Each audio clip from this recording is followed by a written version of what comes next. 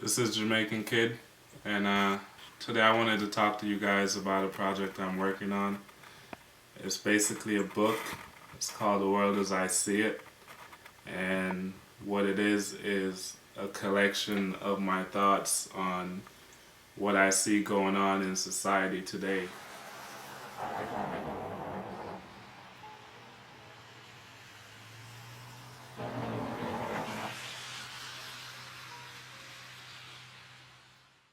A lot of the stuff I talk about is stuff I used to do.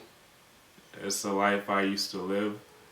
So I never want people to think a lot of the things I say is bashing anybody or um, trying to degrade anybody. Is somewhere I've been, but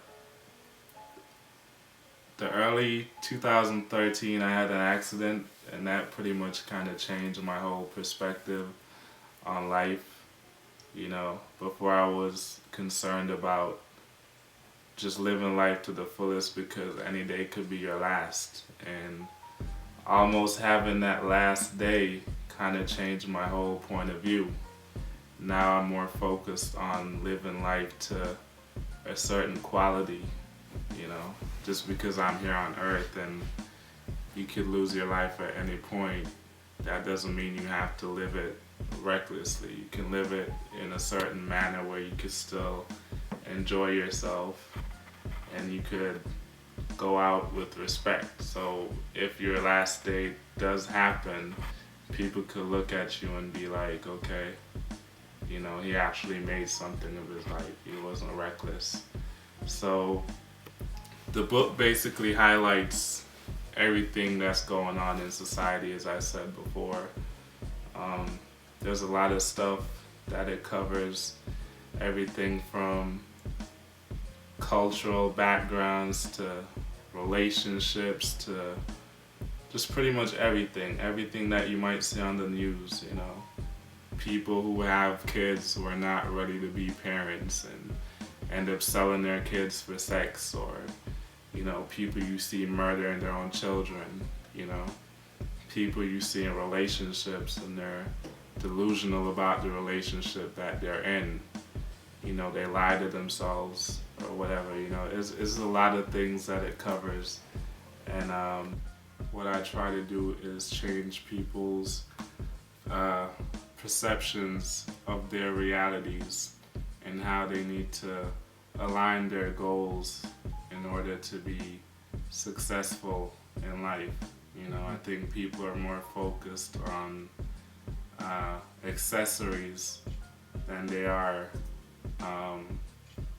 about the things that matters. So you'll find people focused on the type of clothes they wear and the type of image they have, but they're not worried about their bills or their car payments or their rent or stuff like that. People will have the latest outfits but the worst credit. It just talks about the type of life that you live and how it'll impact you in the end. Like how the choices you make today will affect you in the future. You see females, they broadcast themselves a certain way to where you have a bunch of guys out here that think you're just easy and everybody could get a chance with you basically, and that's how you advertise yourself. And then there will come a time when you'll want to be respected and you want to be seen as a woman, but because of your actions previously and how you advertised yourself, no one's gonna look at you like that.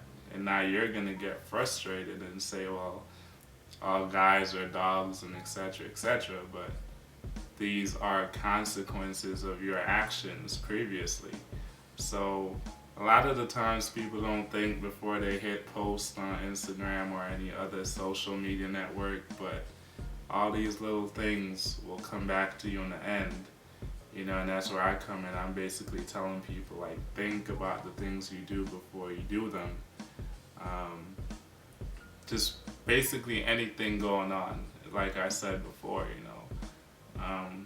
the latest thing I noticed is people will videotape these fights and they'll put it online on the World Stars and all these other media outlets. And I used to get mad at the people doing it, and I used to say we're just degrading each other, and I used to get frustrated at it. But then I look at the comments, I look at the feedback, and I see people are actually encouraging it.